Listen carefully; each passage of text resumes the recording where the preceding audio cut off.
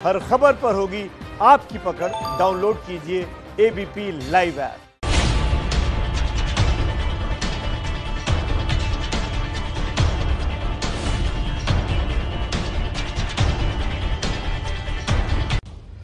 नमस्कार, मैं अनुराग मुस्कान घंटी बजाओ शो में आपका स्वागत करता हूं। आज आपको घंटी बजानी है उस सरकार की जो जनता की बाढ़ से रक्षा के नाम पर मूर्छित यानी बेहोश पड़ी है। यह कहानी एबीपी न्यूज संवाददाता निधि श्री और आदर्श सिंह आपके लिए लाए हैं। बाढ़ अभी पूरी तरह आई नहीं है और जनता को बचाने के दावे करने वाले चुनावी राज्य में सरकार के इंतजाम पहले ही डूब चुके हैं।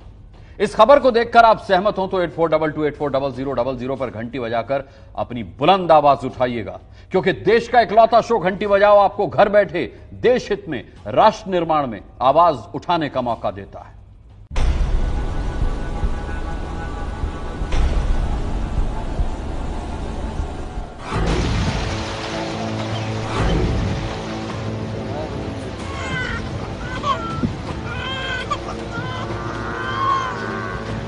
घर में पानी घुसा हुआ है। माल जाल और बकरी जितने हैं बाल बच्चे लेकर के निकल रहे हैं।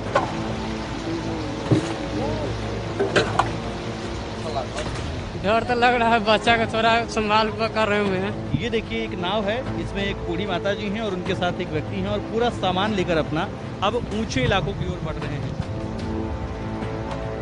ऊंचे स्थान को टीला बनाकर उसमें बांसबल्ली रखकर और ये लोग बैठकर खाना पका रहे हैं। कोसी महारानी के गीत गाबे तो हमरा सबका भला है। पानी नहीं आता है, रक्षा करेगा, कम आता है, वह लिए ऐसे ही खड़े दिखते हैं सरकार की तरफ से मदद के दावे, जो बाढ़ के आते ही हर साल चरमरा के ढहने लगते हैं।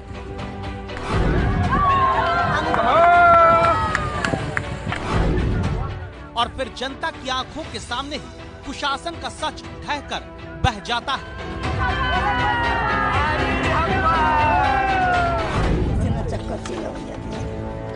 और फिर पता चलता है कि हर साल बाढ़ के कारण मूर्छित पड़ी सरकार ने जनता को किस हाल में छोड़ रखा है। ऐसे न चक्कर चलो भैया दीदी, गर्मी से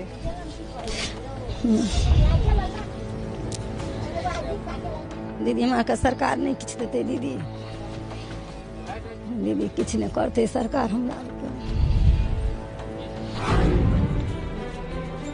संवाददाता निधि के आगे कुछ देर पहले पिंकी की मम्मी मूर्छित यानी बेहोश होने लगी। सिर पर ठंडा पानी डालना पड़ा, लेकिन पिंकी की मम्मी की बेहोशी का बाढ़ में जनता के डूबने और कुशासन के तैरने से क्या रिश्ता है?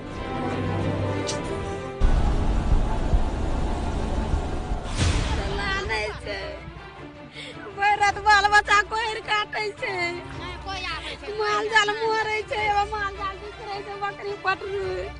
जो आप देख रहे हैं ना, ये दरअसल जिंदगी बचाने की जद्दोजहद है। जब हमारी नाव यहाँ पर पहुँची है तो जो लोग, महिलाएं और बच्चे हैं, ये किसी भी तरीके से यहाँ से निकलना चाहते हैं और उसी की दौड़ है, उसी की जल्दबाजी है। जिंदगी की तलाश में बाढ़ के बीच से सुरक्षित जगह पहुँचने की इस जद्दोजहद की जरूरत इसलिए पड़ी है क्योंकि नेपाल में भारी बारिश के बाद उत्तर बिहार के कई जिले बाढ़ के खतरे में तैरने लगे हैं। सीतामढ़ी, सुपौल, सहरसा, मुजफ्फरपुर, किशनगंज उनमें से एक हैं। नाव बना रहे हैं। माल जाल और बकरी जितने हैं बाल बच्चे लेकर के निकल रहे हैं। घर में पानी घुसा हुआ है। हम लोग तो कहीं किसी जगह ऊंचे ठाव में जाएंगे, या सड़क पे या रोड पे कहीं तो जाना ही होगा। हर बार का यही हाल है। हाँ, हर बार का यही हाल है। हर बार का हाल यही है और सरकारी व्यवस्था का चप्पू जनता को डूबने से बचाने के लिए जो चलना चाहिए, फिलहाल उस सरकारी व्यवस्था के न हाथ दिख रहे हैं न पैर। तभी तो बाढ़ से बेहाल जनता किनारे छोड़ दी जाती है तो कहती है, एक दिन सरकार को बोलिए आप लोग जो एक बोरा जहर आन कर हम लोग को सबको खिला दे, यहीं पर हम लोग मर जाए। हम लोग को नहीं चाहिए जमीन। सरकार से जहर दे देने की बात इसलिए कही जा रही है क्योंकि इस बार भी जब बिहार के सहरसा जिले में कोसी नदी के पानी ने प्रचंड रूप धारण करना शुरू किया तो जहां सरकारी प्रशासन की नाव मदद की होनी चाहिए, वहां बच्चे खुद जानवरों को चारा पानी देने वाली हौदी को नाव बनाकर काम चला रहे हैं।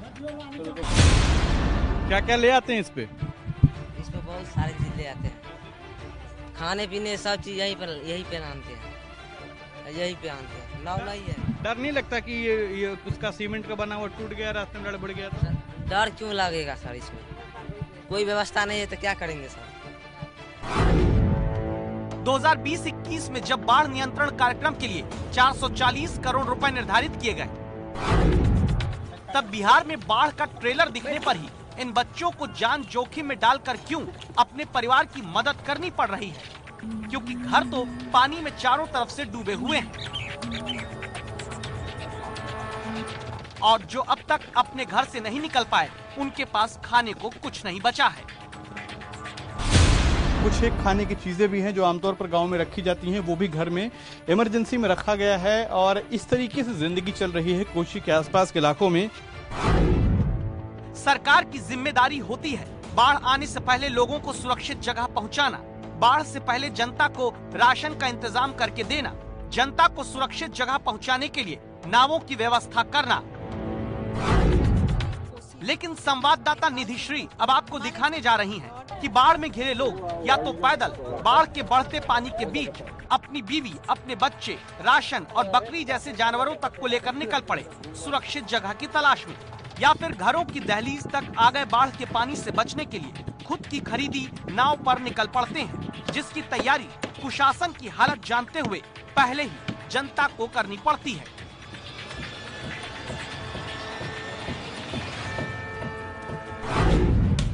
इसीलिए मोहम्मद मोती ने जुलाई के पहले हफ्ते में ही कर्ज लेकर नाव बनवाई ताकि कुशासन जब बाढ़ में तैरता दिखे तब खुद ये न डूब जाएं। पैसे कितने लगे? पैसे जो है से 19,000 टका लगे। 19,000 लगे। अच्छा मुझे ये बताइए कि आप नाव चलाते हैं या घर के लिए लेकर? घर के लिए लेकर, परेशानी बढ़ा हुआ है घर में, इसलिए घर पर चलाते हैं। बीच में घर है, चारों तरफ पानी है और सरकार का कोई साधन नहीं है कि जो है इसका कोई लाभ मिलना चाहिए, कहीं कुछ नहीं है। आपके इलाके में, आपके परिवार में या आपके आसपास लोगों ने कार खरीदा, कार इसलिए खरीदा ताकि आपकी जिंदगी सही तरीके से रफ्तार पकड़ सके, लेकिन इन इलाकों में लोग हर साल बाढ़ आने से ठीक पहले नाव बनवाते हैं। उस नाव की कीमत करीब 10,000 से लेकर के 1 लाख, 1.25 लाख तक जाती है। आपके लिए हो सकता है सोचने में ये मामूली लगे, लेकिन इन लोगों के लिए मजबूरी है। मजबूरी इसलिए ताकि ये भी आपकी तरह जिंदगी की रफ्तार थमे नहीं, इसलिए नाव के सहारे ही अगले 4 महीने बिताते हैं। नाव ना बनवाई होती तो क्या ये परिवार सुपौल में बाढ़ आने के बाद बच पाता? ये देखिए एक नाव है, इसमें एक बूढ़ी माता जी हैं और उनके साथ एक व्यक्ति हैं और पूरा सामान लेकर अपना अब ऊंचे इलाकों की ओर बढ़ रहे हैं। दशहरा तक पानी हमरा सब करे छे, दीपावली में रह जाए छे। तस्वीर है गांव की और अगर मैं आपको ठीक इसके बगल की तस्वीर दिखाऊं तो देखिए यहाँ पर ये सड़क है। आमतौर पर जब सामान्य दिन होते हैं तो इसी सड़क पर गाड़ियां चलती हैं, पैदल लोग चलते हैं और अब चूंकि कोसी नदी का जो पानी है वो इतना बढ़ गया है कि ये जो आप देख रहे हैं तस्वीरें, ये यहाँ पर नाव चल रही हैं। चुनाव में जनता को अपना खेवनार बताने वाले नेताओं के चुनावी राज्य बिहार की अभी की ये हालत है, जहां न सरकार दिख रही है न विपक्ष। जैसे बाढ़ ने नेताओं को भी चुल्लू भर पानी में शर्म से अभी ही डुबो दिया हो।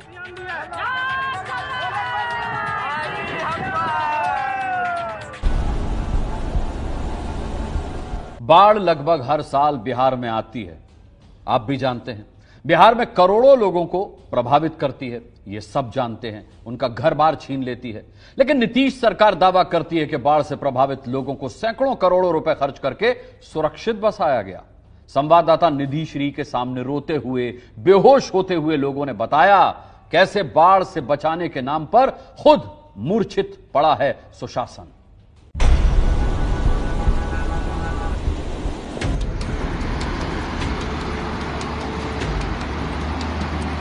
बाढ़ आती है तो नेशनल हाईवे को भी बीच से बहा ले जाती है।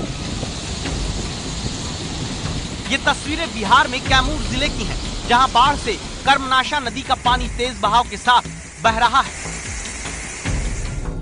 और उतनी ही तेजी से बह रहे हैं बाढ़ के बाद कुनीतियों के दावे में फंसे हुए इस जनता की आंखों के आंसू भी। पिंकी की मम्मी मधुबनी में निधि को पकड़कर किसी तरह बोलती हैं। ऐसे न चक्कर चला भैया दीदी, गर्मी से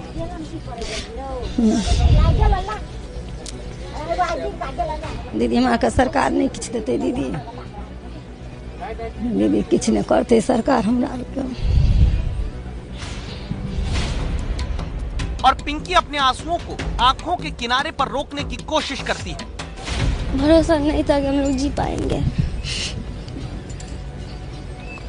फिर उस तरह तो पानी में डूब के, इतना पानी में गए हिल के,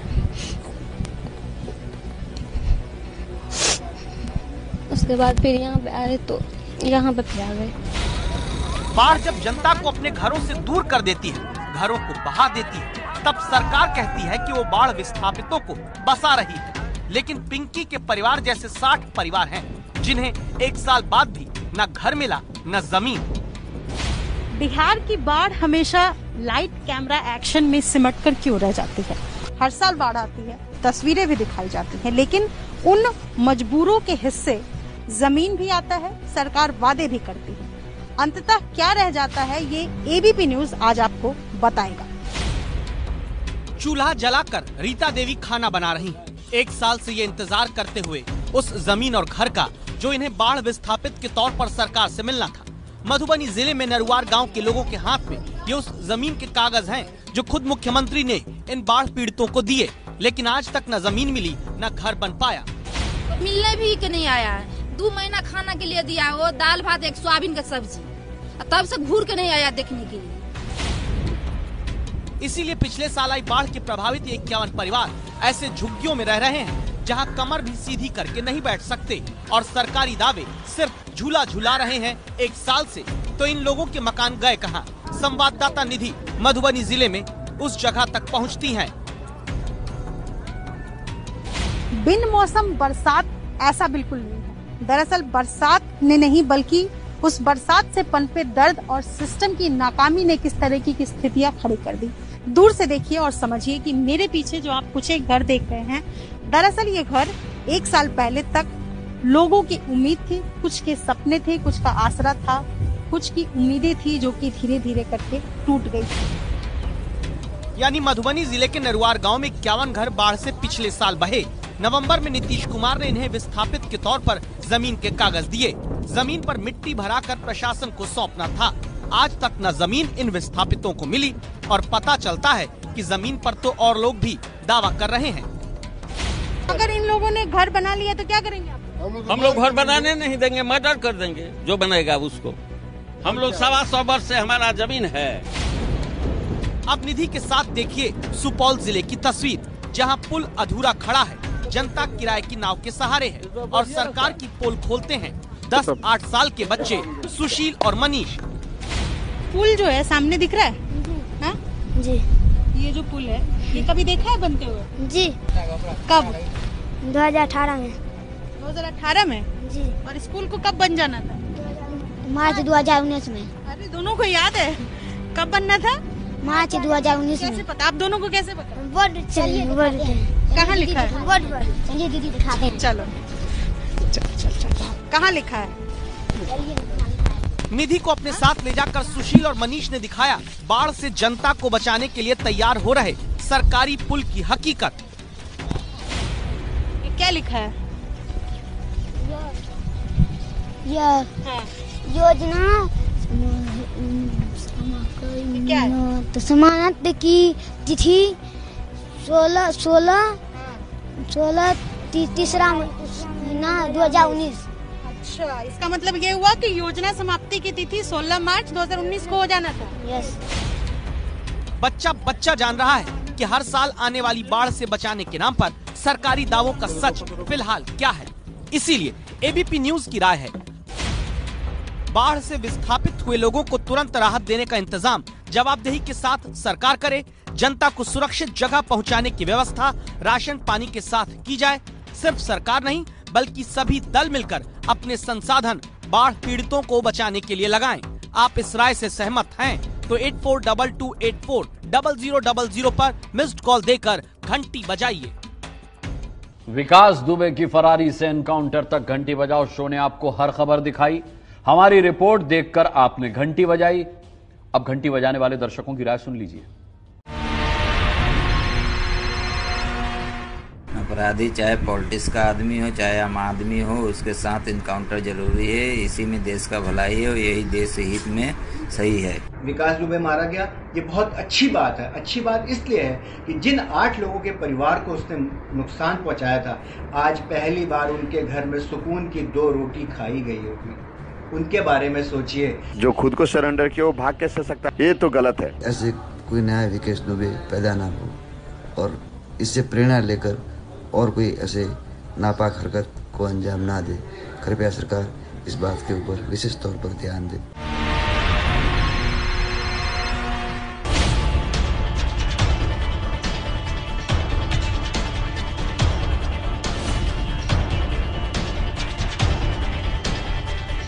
जो कांग्रेस राहुल गांधी की छवि को लेकर परेशान है ना, वो ये नहीं बता रही है कि राहुल गांधी राजस्थान में सियासी उठापटक पर खामोश क्यों हैं, चुप क्यों हैं। सवाल यह है कि क्या राहुल दूसरी दुनिया में रहते हैं? कांग्रेस पार्टी एक ऐसा संगठन है, दुनिया का सबसे बड़ा राजनीतिक संगठन है, मगर इसमें नियम और कानून नहीं चलते। देश की सबसे बड़ी विपक्षी पार्टी के सबसे बड़े नेता की बात आज भी कांग्रेस को लेकर उतनी ही सटीक है कि भला कांग्रेस पार्टी चलती कैसे है। कांग्रेस पार्टी एक ऐसा संगठन है, दुनिया का सबसे बड़ा राजनीतिक संगठन है, मगर इसमें नियम और कानून नहीं चलते। शायद एक भी नियम और कानून इस पार्टी में नहीं। हम हर 2 मिनट नए नियम बनाते हैं, पुराने नियम को दबा देते हैं और यहाँ शायद किसी को भी नहीं मालूम हो कांग्रेस पार्टी के नियम क्या है। मजेदार संगठन है। कभी कभी मैं पूछता हूँ अपने आप से, भैया ये चलता कैसे है? कांग्रेस में नियम और कायदा नहीं है, तभी तो राजस्थान में उसकी सरकार संकट में है। जिस सचिन पायलट ने साल 2018 में राजस्थान को बीजेपी से छीनकर कांग्रेस की झोली में डाला, उस नौजवान नेता को मुख्यमंत्री न बनाकर कांग्रेस ने उसे बगावत के लिए मजबूर कर दिया। दुनिया की कोई ताकत हमारे को नहीं रोक पाएगी। हम लाठियां भी खाएंगे, गोलियां भी खाएंगे, लेकिन भाजपा की सरकार को, किसानों को लूटने नहीं देंगे। ये सब तब हुआ जब कांग्रेस की कमान राहुल गांधी के हाथ में थी। राहुल गांधी नौजवानों को आगे बढ़ाने के सबसे बड़े हिमायती थे। हिंदुस्तान के पास आप लोग, हमारे करोड़ों युवा, हमारे पास और कुछ नहीं है। हमारे पास तेल नहीं है। अमेरिका का हम मुकाबला हथियारों से नहीं कर सकते, मगर हमारे पास दुनिया के सबसे अच्छे होशियार युवा हैं। राहुल अगर अपनी बातों पर रहते तो अशोक गहलोत की जगह सचिन पायलट मुख्यमंत्री बनते और 1.5 साल में ही राजस्थान में कांग्रेस की सरकार अस्थिर नहीं होती। जानकार मानते हैं कि राहुल की चूक के नतीजे के तौर पर अशोक गहलोत को अपने विधायकों को सचिन पायलट से बचाने के लिए इस तरह बसों में लेकर घूमना पड़ रहा है। बसें यहाँ से हम देख सकते हैं रवाना होनी शुरू हो चुकी हैं और तमाम विधायकों को 2 दिन के लिए फेयरमंट होटल में ले जाया जा रहा है। एक और बस है इस वक्त हम देख सकते हैं विधायकों की, जो फेयरमंट होटल इनको लेके जाया जा रहा है और इस प्रकार की, और खुद मुख्यमंत्री अशोक गहलोत भी हम देख सकते हैं कि बस में बैठे हुए हैं, यानी कि मुख्यमंत्री भी वहीं रहेंगे अपने तमाम पार्टी विधायक और नेताओं के साथ। मुख्यमंत्री की सुरक्षा में लगी गाड़ियां इस वक्त हम देख सकते हैं निकलते हुए। जयपुर में मुख्यमंत्री और विधायकों की विक्ट्री साइन दिखाते हुए ये तस्वीर भी ये आश्वस्त न कर सकी कि राजस्थान में कांग्रेस की सरकार के पास नंबर है। अशोक गहलोत के खिलाफ विद्रोह करने वाले सचिन पायलट ने उन्हें चुनौती देते हुए कहा, मुख्यमंत्री अशोक गहलोत जो दावा कर रहे हैं वो झूठा है। अगर बहुमत है तो गिनती करवाएं। सचिन पायलट के नेतृत्व में ही कांग्रेस ने वसुंधरा राजे सरकार को उखाड़ फेंका। इसके लिए सचिन ने जीत तोड़ मेहनत की, लेकिन जब जीत का सेहरा बांधने का नंबर आया तो अशोक गहलोत का तजुर्बा, प्रदेश पार्टी में उनकी पकड़ का नाम लेकर सचिन पायलट की दावेदारी को भुला दिया गया। तो कांग्रेस की पार्टी को बहुमत साबित करने की चुनौती बीजेपी की जगह राहुल गांधी के करीबी नेता से मिल रही है, जिसने 1.5 साल पहले की इन तस्वीरों को एक बार फिर चर्चा में ला दिया है, जब राहुल ने वरिष्ठ नेताओं को बागडोर देने के लिए अपने 2 नौजवान नेताओं को मनाया था, जिसमें से सिंधिया पार्टी छोड़ चुके हैं और पायलट उसी रास्ते पर जा रहे हैं। लेकिन राहुल गांधी घर के झगड़े को छोड़कर प्रधानमंत्री से चीन पर जवाब मांग रहे हैं। इसीलिए तो लोग सवाल पूछ रहे हैं, राहुल क्या दूसरी दुनिया में रहते हैं? अगर ऐसा नहीं होता तो जिस वक्त राजस्थान में सियासी उठापटक सबसे चरम पर थी, तब राहुल गांधी मीडिया को नहीं कोस रहे होते। आज मीडिया का एक बड़ा हिस्सा फासिस्ट हितों के लिए काम कर रहा है। मीडिया नफरत को फैलाने में सहयोग कर रहा है, जिससे भारत को नुकसान हो रहा है। राहुल ने अगले ट्वीट में बताया कि वो कल से इस पर अपने विचार वीडियो के जरिए शेयर करेंगे। राजस्थान कांग्रेस में मचे घमासान पर राहुल की चुप्पी उनके खिलाफ जा रही है और बीजेपी इसके जरिए कांग्रेस पर हमला बोल रही है। राजस्थान से ही आने वाले केंद्रीय मंत्री गजेंद्र सिंह शेखावत ने ट्वीट किया, भारत चीन विवाद पर प्रधानमंत्री को ज्ञान देने वाले आज अपने विवाद सुलझाने में विफल हैं। कांग्रेस की लड़ाई में बीजेपी को मौका दिख रहा है, जिसके केंद्र में राहुल गांधी की वो गलती करने वाली छवि है, जिसके लिए वो पहले पार्टी की कई बार किरकिरी करवा चुके हैं। पहले पेट्रोल $130 प्रति बैरल हुआ करता था, आज $35 प्रति बैरल है। $35, सॉरी भैया, मैं आरएसएस का नहीं हूं, मैं गलतियां करता हूं। मैं मैं आपका नहीं हूं, मैं सब कुछ जानता नहीं हूं, सब कुछ समझता नहीं हूं। Speaker madam, wait, sorry chairman sir, प्रधानमंत्री यहाँ खड़े होते हैं, कहते हैं नारेगा जैसी बेकार योजना मैंने कभी नहीं देखी।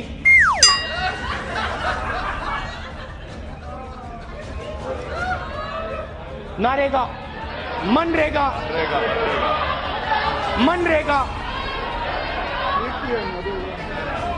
महात्मा गांधी योजना।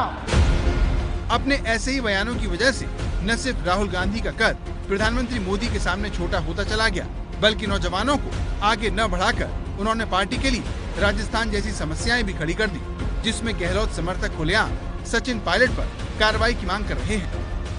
बड़ा सवाल है कि जो नहीं थे, क्या उनके खिलाफ कोई कार्रवाई की बात? देखिए, अगर कोई ना कोई डिसीजन तो पार्टी को लेना चाहिए। मैं समझता हूँ कि किस तरह से जीत हासिल होती है, इतना आसान नहीं। अगर उसको आप ऐसे ही रूल करते हैं तो हर कीमत गलती मांगती है।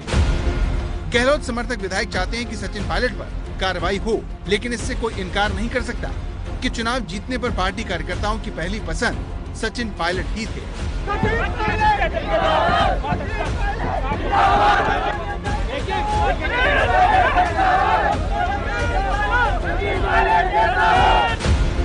लेकिन समर्थन के बावजूद सचिन पायलट मुख्यमंत्री न बन सके और उन्हें अपने गुस्से को दबाना पड़ा।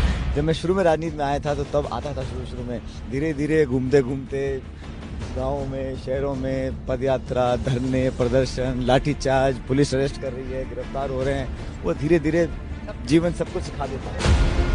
सचिन पायलट ने गुस्से को तो दबा लिया, लेकिन धीरे धीरे उनका दम गहलोत सरकार में घुटने लगा, जिसमें इस नोटिस ने उनके विद्रोह को बारूद देने का काम किया। दरअसल राज्यसभा चुनाव से ही अशोक गहलोत बीजेपी पर पार्टी तोड़ने का आरोप लगा रहे थे। राज्य पुलिस ने गहलोत के दावे में सबूत होने का दावा किया। 3 निर्दलीय विधायकों के नाम सामने आए, लेकिन सियासी विस्फोट सचिन पायलट को एसओजी की एक चिट्ठी मिलने से हुआ, जिसमें बताया गया कि इस मामले की जांच धारा 124A, 120B के तहत की जा रही है, इसीलिए वो अपना बयान दर्ज करवाने के लिए हाजिर हूँ। 124A धारा राजद्रोह के मामले में इस्तेमाल की जाती है। सचिन ने इसे अपनी प्रतिष्ठा पर चोट समझा और विद्रोह कर दिया। सोचिए, जिस सरकार में कोई नेता उप मुख्यमंत्री हो, उसी की पुलिस उसे राजद्रोह की धारा में नोटिस थमा दे। बीजेपी नेता उमा भारती इसके लिए राहुल गांधी को सीधे दोषी मानती है। मध्य प्रदेश में जो घटा, राजस्थान में जो घट रहा है वो घटेगा, उसके लिए राहुल गांधी जिम्मेवार है, क्योंकि राहुल गांधी कांग्रेस में युवा नेताओं को पनपने नहीं देते और उनके कारण वो जिस प्रकार का माहौल बना देते हैं उसमें आपस में फूट होती है और उस फूट को उनके अंदर कंट्रोल करने की सामर्थ्य नहीं और दोषी वो हमें ठहरा देते हैं। ये तो वो हो गया नाचना आवे आंगन टेढ़ा। उनको स्वयं कंट्रोल करना नहीं आ रहा है अपनी पार्टी को।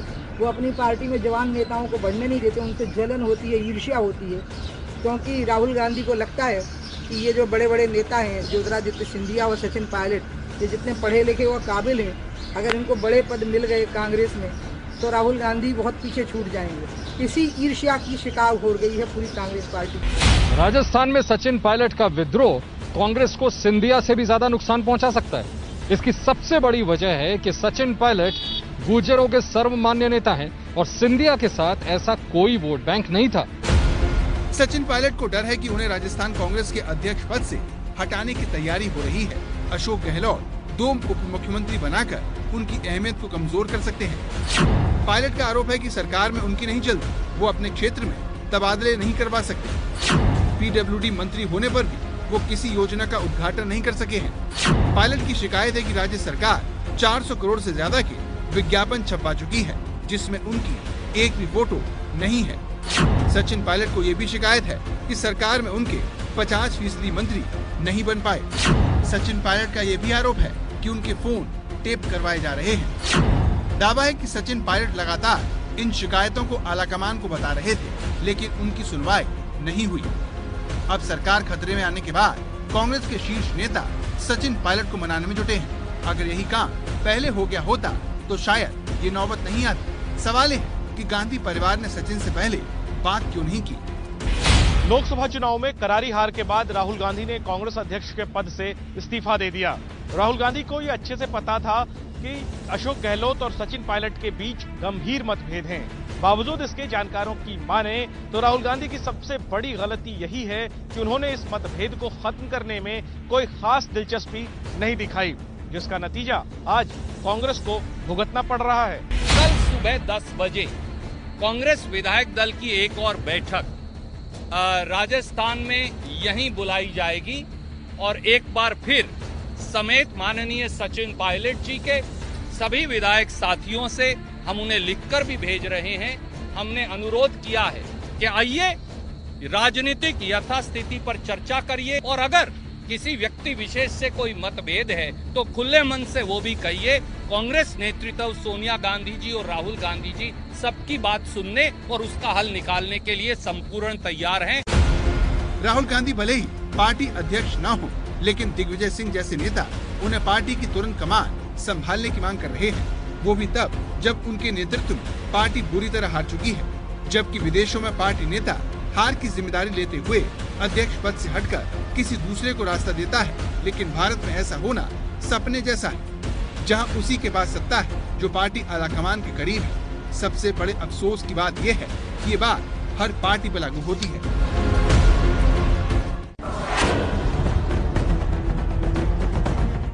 देश की सियासत के बाद अब बात चीन की कर लेते हैं, जहां पर बाढ़ ने 140 लोगों की जान ले ली और अब तक 3 करोड़ लोगों को प्रभावित कर चुकी है। चीन में बाढ़ में बही 2 मंजिला इमारत,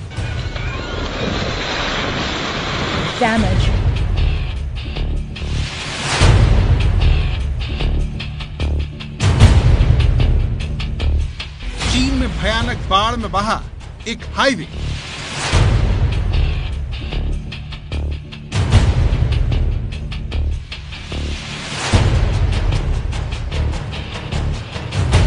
चीन में नदियों में उफान आने से टूटा पुल,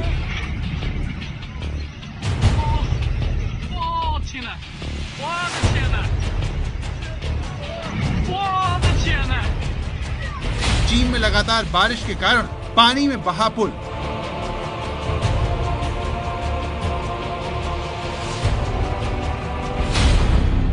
चीन में बाढ़ का ये विकराल रूप देखिए, जिसने दुनिया को आंख दिखाने वाले इस देश पर बड़ी चोट की है।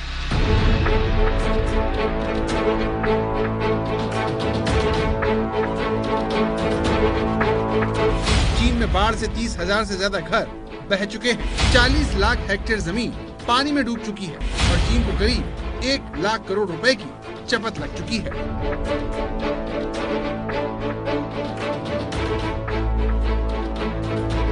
ये चीन का बड़ा शहर शंघाई है, जहां पर सड़क पर इतना पानी भर गया कि बस से सवारियों को उतार दिया गया। ऐसा क्यों किया गया, अब ये समझिए। हरे रंग की बस पूरी तरह से डूब चुकी है। यही हाल इसके पास खड़ी गाड़ी का हुआ। अब ये देखिए, बारिश में पुल टूट गया।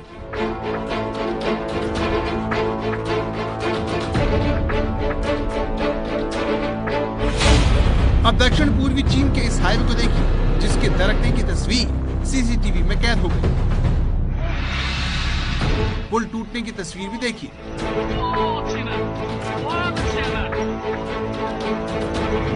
साल 1998 के बाद से चीन में इतनी भारी बारिश हुई है, जिस वजह से अधिकतर बांध से लगातार पानी छोड़ा जा रहा है, जिस कारण नदी के पास बसे शहर पानी में डूब गए हैं और घर इस तरह से गिर रहे हैं। Damage